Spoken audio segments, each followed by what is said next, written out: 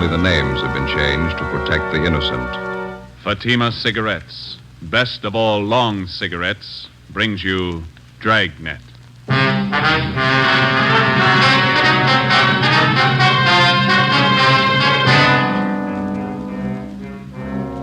You're a detective sergeant. You're assigned to homicide detail. The owner of a fur store has been shot and killed. Your only lead, a missing fur coat. The killer is at large. Your job, get him. If you want a long cigarette, smoke the best of all long cigarettes. Smoke extra mild Fatima. Yes, Fatima is the king-size cigarette which contains the finest Turkish and domestic tobaccos superbly blended to make it extra mild, to give Fatima a much different, much better flavor and aroma than any other long cigarette. That's why Fatima has more than doubled its smokers coast to coast. Enjoy extra mild Fatima yourself. Best of all long cigarettes. It's wise to smoke extra mild Fatima. It's wise to smoke extra mild Fatima.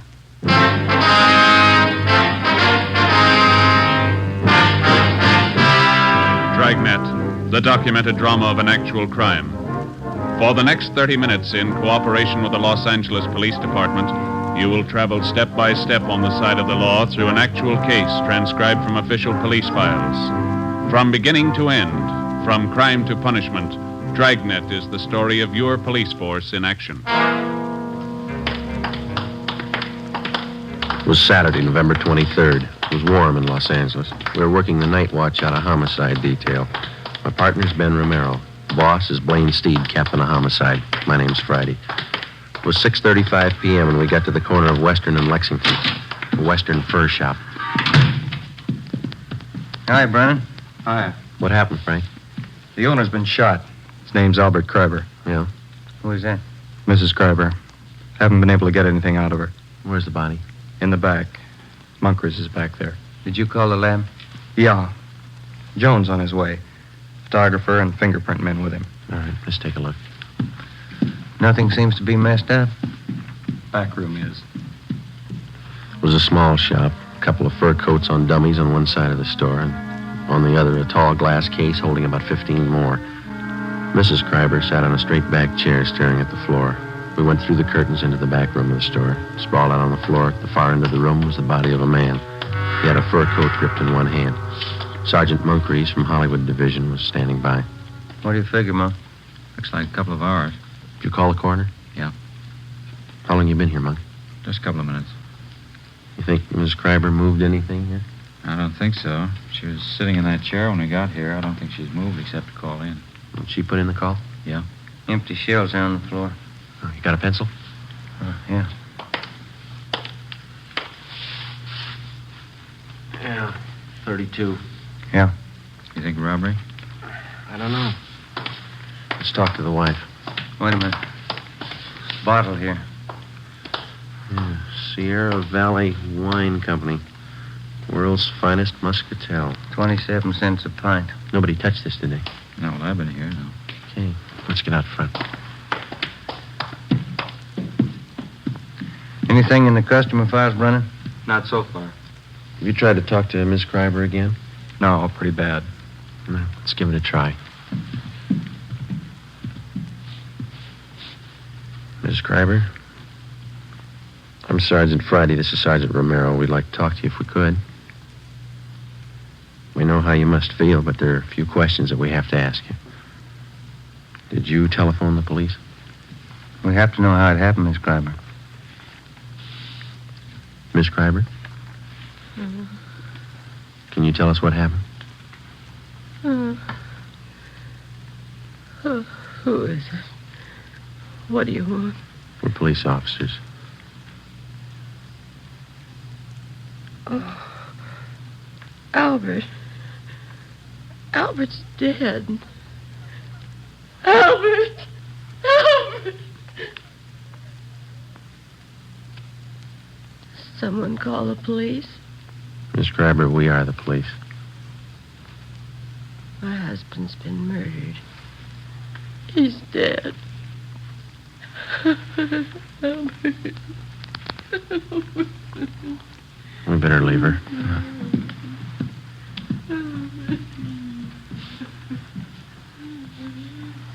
Friday. Here's something I found in the customer file. Mm-hmm. Miss Terry Shepard, 10113 Normandy, apartment 3. What about it? She took a coat out that was in storage. Took it out today. Well, we'll check her out when we're finished here. Thanks. Looks like the only hot receipt in the file. Hi, Lee. Joe, again? In the back room. What is it?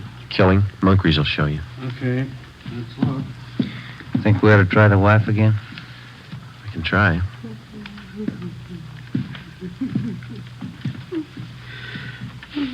Miss Kreiber, can we do anything for you? Oh, I'm a little better. I'll try to tell you what I can. All right. When did you get here? It must have been about 6 o'clock, a few minutes after. I came to take him home. Any customers around? No, the store was empty. I stood here for a few minutes waiting, and then I went in the back and... Yes, I... Was the front door open? No. Yes, the front door? Yes, ma'am, the front. Yes, open. Did you telephone the police? I think I did. Did you come here to pick him up? No. No, usually he drives home himself. I came down on the streetcar to ride home with him. What kind of a car do you have? An Oldsmobile. 1939 or 40, I guess it is. Where does he usually park? In the rear of the store. This little place back. I'll take a look. All right. Where is your home? 3412 Northwestern. I thought there was something wrong when I got a telegram from him. He said not to come down tonight. He said he'd be home late. What time was that? About 4 o'clock. Oh, I'm all mixed up. I haven't told it to you as I remember it. First I telephoned here to the shop. That was this afternoon? Yes, 3:30. I'm sure of that because I made some other calls. I spoke to Albert. He didn't say he was going to be late. Then at 4 o'clock, I received the telegram. Do you have that with you? Yes, it's in my purse somewhere. Somewhere. Oh, here it is. Thank you. Don't come down. I won't be home until late after see a customer, Albert. Can I keep this? We'll return it to you. Yes. What'd you do after you got this wire, Miss Kreiber?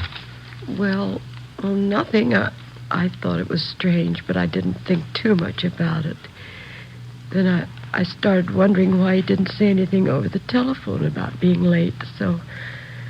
Well, I came down here on the streetcar. Did you phone the store just before you left your house? Yes, but there was no answer. Parking lot's empty. Better get out an APB on the car, huh? Miss Kreiber, you said your car was a 1939 or 40 Oldsmobile, didn't you? 1940. I remember now. What model is that? Oh, it's sedan, light blue. Do you remember the license number? Well, I have it on this chain with the extra keys. Here it is, on this little tag. The veterans make these. Thank you. Joe, can I see you, ma'am? Sure. Excuse me, Miss Kreiber. Do you want me to wait? I'd like to go home. We'd like you to wait for a little while, yes. Do you have any relatives living here? A niece and a nephew in Beverly Hills. Jerome Reed. They live on Cannon Drive. All right, we'll call them for you. Thank you. Lee, is this phone out here all right to handle? Yeah, it's been dusted. Okay. Joe, you coming in? Yeah, right away. It's pretty clear, easy to trace. Mm-hmm. I'd say he was standing over here by the curtains when he was shot. That's where the stains begin. Mm-hmm. Then he must have stumbled along this glass case. You can see the smears here in the glass where he tried to grab hold of something. Yeah. And I guess he caught hold of that fur coat and pulled it down with him. Mm-hmm. And he stumbled and bumped up against this coat bag, fell through that and up against the safe. How many times was he hit? 6 empty casings on the floor. Looks like 4 through-and-through wounds. 32, huh? That's right. The wife know if anything's missing? She's in pretty bad shape. It looks to me like somebody took his wristwatch and a ring from his left hand. If he had a billfold, that's gone. No coat. All the trouser pockets are turned inside out. What about that wine bottle? It's smeared. Can't lift a thing. Okay, thanks. Ben? I'm still on the phone. Okay. No. License 15 Boston. 6707. No, 707. Yeah. Driver might be on. Hang on a minute, Wallace. What? Now, give that DMV, will you? Save another call. Miss Kreiber, did your husband have a wallet? Yes, brown alligator. Did he keep his identification in it? Yes. Did he carry much cash? No, just a few dollars. He was always afraid of holdups. Thank you. You want to give that to him, Ben? Yeah, okay. Hey, Wallace, suspect might have a brown alligator wallet with identification cards of Albert Kreiber. Yeah, that's C-R-I-B, Boston, B, Boston, ER. 3412 Northwestern Avenue. Yeah. Yeah, okay. Yeah, bye. Joe? Might be something here. Yeah, Monk? Invoice from the Far North Fur Company. 3 mink coats delivered here today. I looked all around. I only found 2, 1 missing. Did you find a sales slip for the other one? No. Miss Kreiber, would you come over here, please? Yes. Where are they, Monk? Over here. All right, over this way. Well, these are mink coats here, aren't they? Yes, wild mink. Albert told me he ordered them. Yes, ma'am. We found the invoice. He ordered 3. There are only 2 here. Do you know anything about any of his customers? No, I don't. I never met any of them. Oh, I remember now. Just the night before last, he called someone from home. Told her he'd have some minks in today and she could come in and look them over. Do you know who that was? I didn't hear any name. Miss Kreiber, do you have any idea who might have wanted to shoot your husband? No, none at all. He was friendly with everyone. Everybody liked Albert. He didn't run around. He was either working or at home. Did he drink? Not at all. No, I mean beer, a little wine, maybe? No, he never touched anything. All right, thank you. Brennan, will you see that Miss Kreiber gets to her nephews? Right away. Thank you. Might as well go, Ben. Yeah. We can talk to some of the neighbors. 6 shots fired. Wonder why nobody heard him. Pretty heavy traffic outside, huh? Somebody wanted a mink coat pretty bad. Coat like that costs quite a bit, doesn't it? This one's going to come a little high, yeah.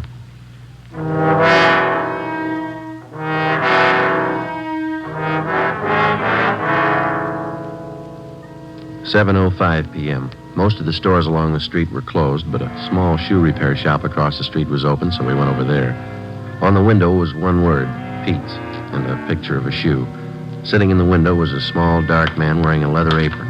He was working on a pair of shoes. Hello. We're police officers. I see you drive up across the street. Are you Pete? Sure. What happens to Mr. Kreiber? He's robbed? No, he was killed.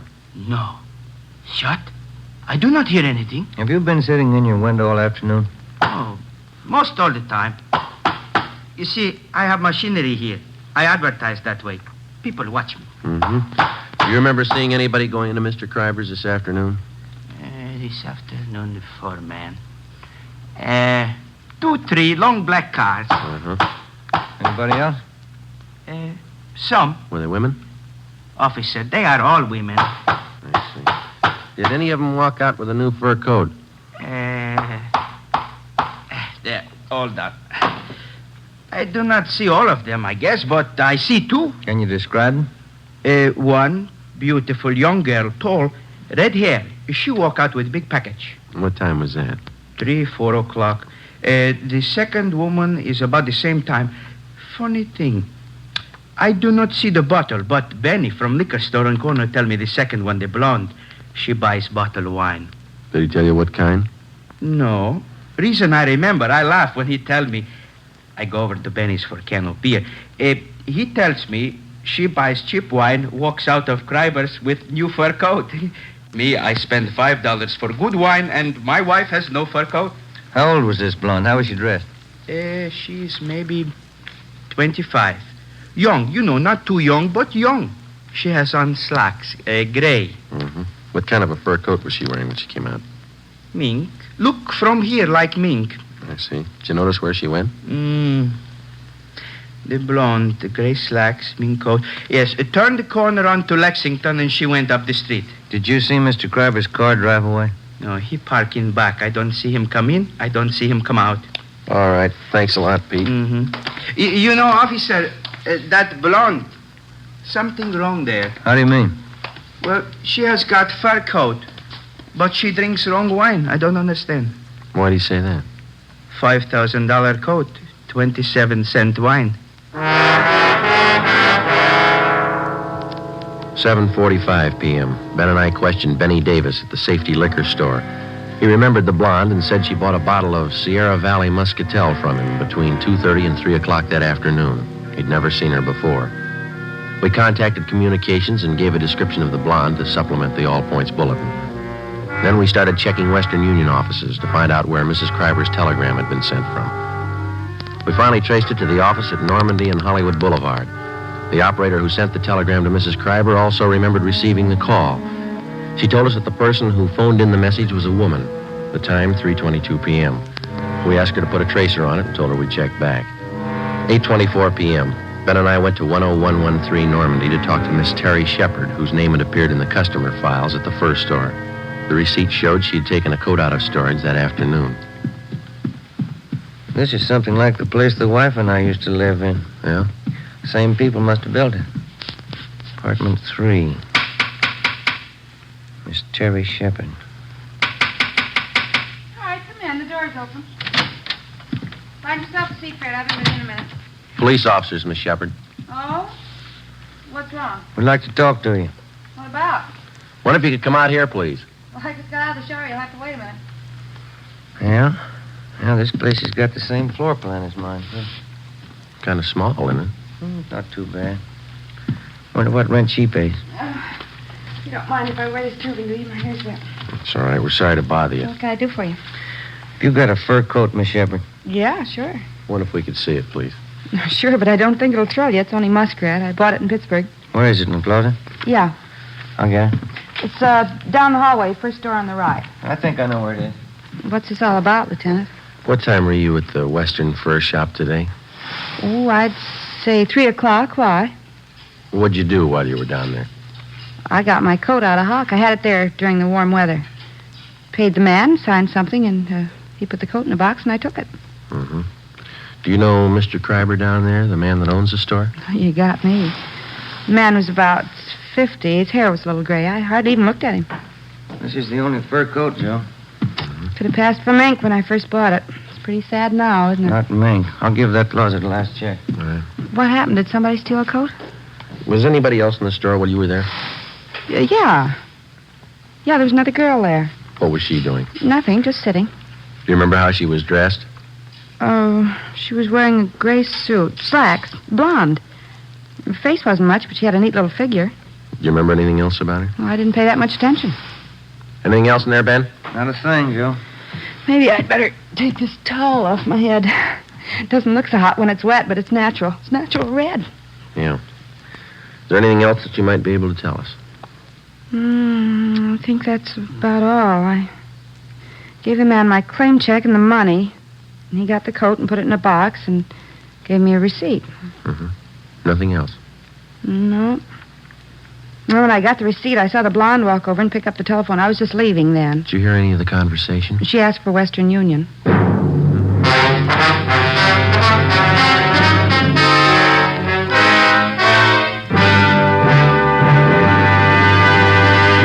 You are listening to Dragnet, the case history of a police investigation presented in the public interest by Fatima Cigarettes.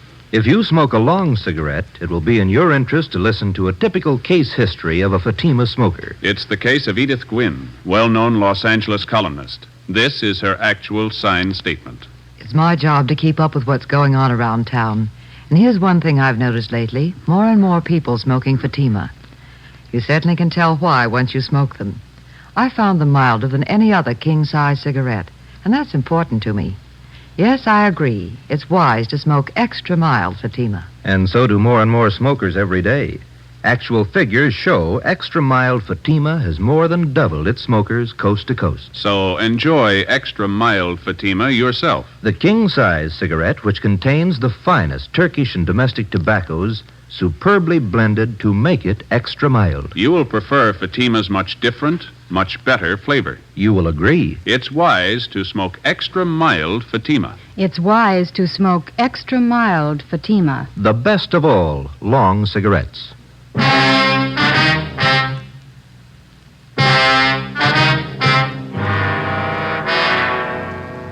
Sunday, November 24th, 9 a.m. Ben and I contacted the owners of all the shops in the vicinity, but none of them saw or heard anything at the time of the shooting. Officers Brennan and Moncrief interviewed all the regular customers of Albert Kreiber's fur shop. Only 3 had been in the store on Saturday, but none of them had noticed anything wrong. 11:35 a.m. We spoke to Mrs. Kreiber again, but she could add nothing to her story. Her niece and nephew had been to a football game at the Coliseum in the afternoon and knew nothing had happened until they were telephoned by Officer Brennan. 2:55 p.m. We spoke to all the tenants of the apartment house at 5513 Lexington, which is in the rear of the fur shop. None of them had been home, but the owner told us that he had some men working on the roof of the apartment house at the time of the murder. Through the owner of the durable roof company, we traced the 2 men who had been working on the roof, and they told us that about 4 o'clock they'd seen a blonde dressed in gray slacks enter the parking space in the rear of Kreiber's fur store. They whistled at her, but she paid no attention to them. She got into an Oldsmobile and drove east on Lexington. 7 p.m. We checked in at the office and got word that Albert Kreiber's car had been located in a parking lot at Vermont and 8th. We drove down to the location and talked to the parking lot attendant. Well, the car must have come in sometime last night. It probably came in the back way, because I don't remember it coming in, and it doesn't have our lot tag on it. Did you work all last night? No, I finished at midnight and started at 10 this morning. I kept waiting for somebody to claim this thing, and after supper, I figured it might be stolen, so I phoned the police. It's been sitting here all that time. Are there any keys in it? No, sir, there weren't last night either. Have you ever seen this particular car before? No, sir. Have you ever seen a blonde woman about 25 wearing gray slacks? You mean hanging around here? Yeah, or in the neighborhood. Yeah, but not today or yesterday. Do you remember one? Well, yes, sir. Does she drink a lot? Maybe. Well, there's one that hangs out in these bars around here.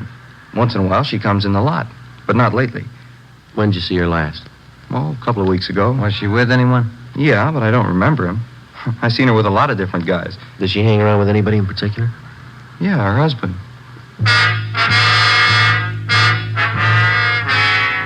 Before leaving the parking lot, we pulled the rotor out of the distributor so that nobody could drive the car away.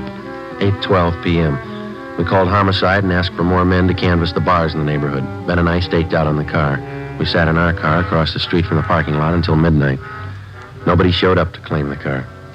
The streets were almost empty. Our only chance was that the blonde lived in the neighborhood or was in a bar and would sooner or later try to claim the car. 1:53 a.m. What rent do you suppose that Shepherd girl pays? You got me. 75? I don't know. I bet I pay more than she does. Is that Moncrief's? Yeah. Hi, Monk. Hi. Let's take a look up the street. See that couple? Where? Coming this way. Blonde, gray slacks, fur coat. She's pretty drunk. Where'd you spot her? Turned the corner from Olympic. They've been looking in parking lots. Monk, there's a rear entrance to this lot off the alley. Do you want to cover that? Yeah. Thank you. You see him all right? That's it. Where'd they walk under that light? Yeah. Pretty drunk. Looks like the same kind of coat, isn't it? Yeah. They're stopping. Looking for another parking lot, I guess. Sierra Valley Wine, world's finest muscatel. And going into the parking lot. She's not carrying a purse. Those coats don't have pockets big enough for a .32 automatic. That stuff sure gets people. All right, let's go. We're getting in Kreiber's car. Look, we can't even find the door. She's helping us. Down the window, can't you? You take the other side of the car, will you? Yeah. Stop pushing me.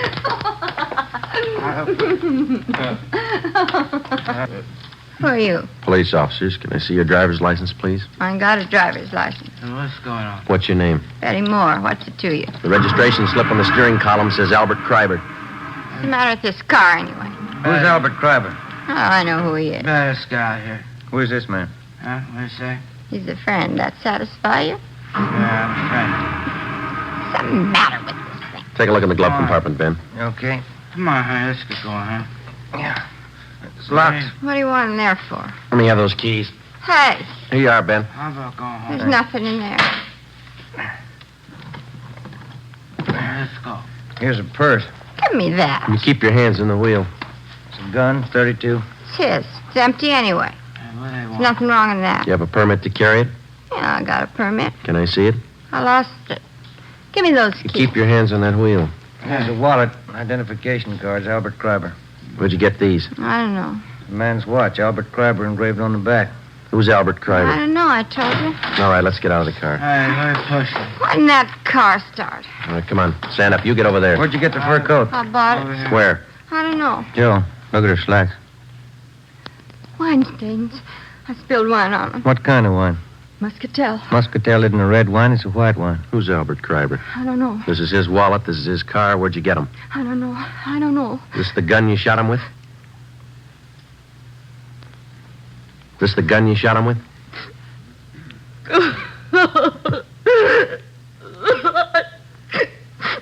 I was going out with him. He said he'd give me a fur coat. He promised me a watch, and he never gave me one. And then we sent a telegram to his wife and everything. Said he'd give me a fur coat and take me out. He backed out on me. So you shot him. Sure I did. He promised me the coat. He said I could have any coat in the shop. He promised me. What are you crying for? You got the coat.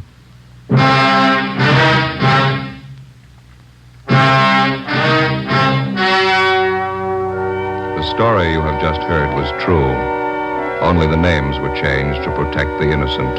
On February 27th, trial was held in Superior Court, Department 86, City and County of Los Angeles, State of California. In a moment, the results of that trial. It's amazing how many long cigarette smokers are changing to extra mild Fatima. Here is the actual report.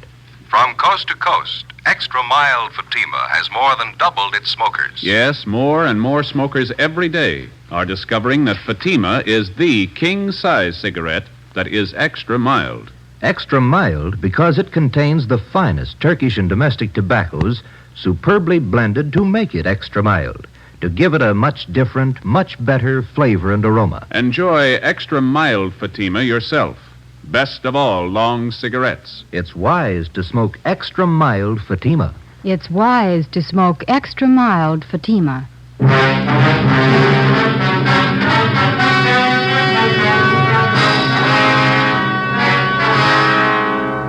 Betty Moore was tried and convicted of second-degree murder and received sentence as prescribed by law. She is now serving her term in the state penitentiary at Tehachapi. You have just heard Dragnet, a series of authentic cases from official files. Technical advice for Dragnet comes from the Office of Chief of Police W.A. Wharton, Los Angeles Police Department. Fatima Cigarettes, best of all long cigarettes, has brought you Dragnet, transcribed from Los Angeles.